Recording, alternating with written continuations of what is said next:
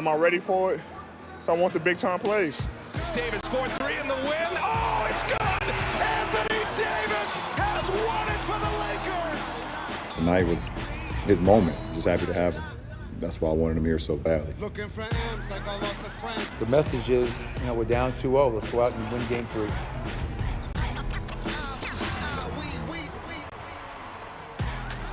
Game 3 of the Western Conference Finals is tonight. Here's a reminder, a couple of storylines for the first 2 games. AD, clutch enough for both squads. He scored 10 points in clutch time this series compared to 9 combined for everybody else.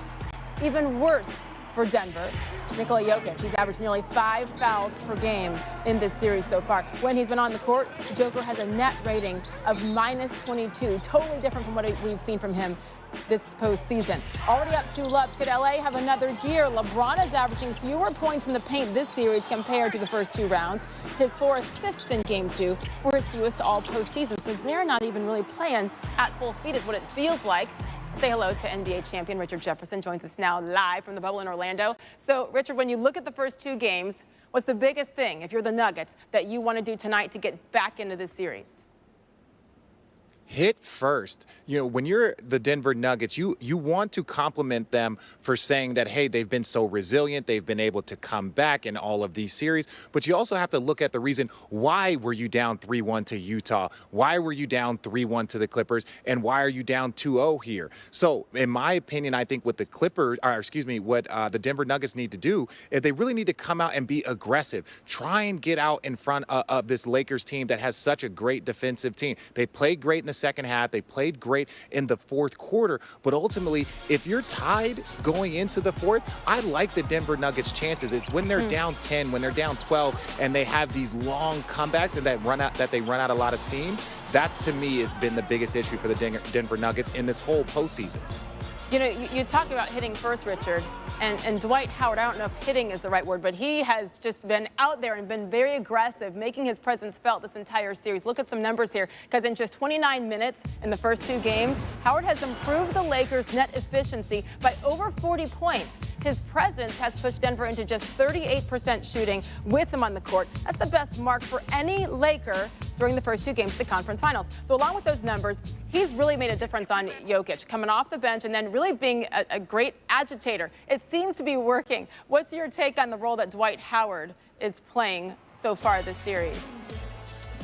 Well, I stand by this. If this was the NBA 10 years ago, that Dwight Howard would still be a starting center in the league. He still has that bounce. He still has that run. He still has that athleticism, but the game has changed. But he's done a great job against Jokic, who is also an agitator. So a lot of times they're out there just agitating each other. But what it also does is it takes Anthony Davis away from Jokic and having to guard him the entire time. So now Anthony Davis doesn't have to focus so much on foul trouble. Yes, Anthony Davis will get those opportunities on him late in the game, but Dwight Howard has been a key to the Lakers' success all year long. So what he's doing now is really just kind of echoing what he's done all year. So I'm impressed with his focus on Jokic, but it's going to take a little bit more from Dwight Howard if he wants to continue holding Jokic down, because he gets better as these series progresses. That's also why we've seen we've seen the Denver Nuggets come back from a 3-1 multiple times. That's the thing. If anybody can come back from that deep hole, it is Denver, coming back from a 3-1 series deficit, both of the previous playoff series so far this postseason. Can't wait. Oklahoma City for the past, 5 years? Woj, what can you tell us? Sage, I'm told Billy Donovan has agreed to a deal to become the new head coach of the Chicago Bulls. Arturas Karnisovas, the new executive VP in Chicago, was real aggressive in pursuing Donovan once he walked away from the Oklahoma City Thunder job. They had already interviewed a number of candidates, but 2 former Big East guys, a Providence guy, a Seton Hall guy now, leading the fortunes for the Chicago Bulls. I'm told that Donovan really connected with Karnisovas. They met, they talked. That young roster in Chicago that has a lot of potential and talent, and then the chance to try once again to be a big player in free agency in Chicago. Now you've got your team in the front office with Karnisovas, and now Billy Donovan, who was the co-NBA Coaches Association Coach of the Year this past season, Oklahoma City. He's agreed, I'm told, to a multi-year deal. and he'll replace Jim Boylan as the Bulls head coach. And again, Billy Donovan had a very successful run in those 5 seasons in Oklahoma City, making the postseason each time, falling just short of the conference finals and the NBA finals, of course. You talked about the relationship he has with the executives in Chicago, that it's a young roster there, Woj. Why else do they believe that this is the right fit? I think Donovan's ability, they believe, to develop a young roster, to provide stability, leadership to an organization that has been running through coaches here the last few years. And I think, what Billy Donovan has shown with certainly 2 national championships at Florida, and then the success he had in Oklahoma City, a coach that people all around the league saw as the further along he came in the NBA, the better he got, the improvement he showed.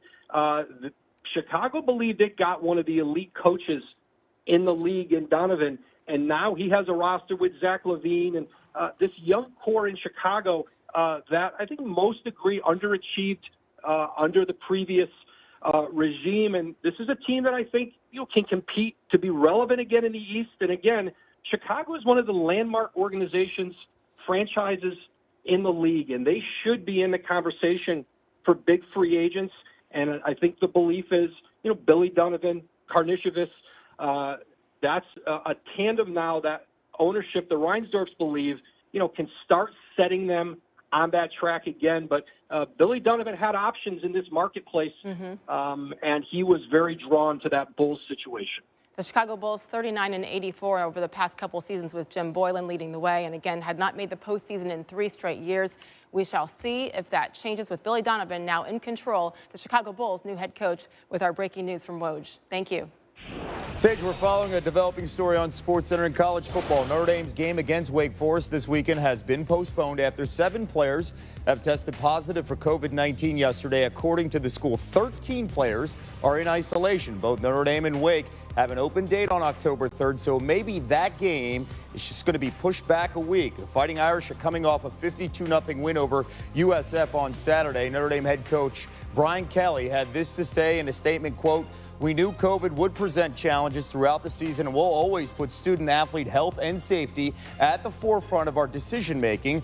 We look forward to resuming team activities and getting back on the playing field." Again, this Notre Dame schedule, they have an open date on October 3rd, as well as Wake Forest, so it could potentially slide 1 week back before home dates with Florida State and Louisville. They close out the month on the road before a November 7th showdown at home against number 1 Clemson. College sports reporter Adam Rittenberg joining us now with much more on this story. Adam, what more can you tell us about how this unfolded for the Fighting Irish today?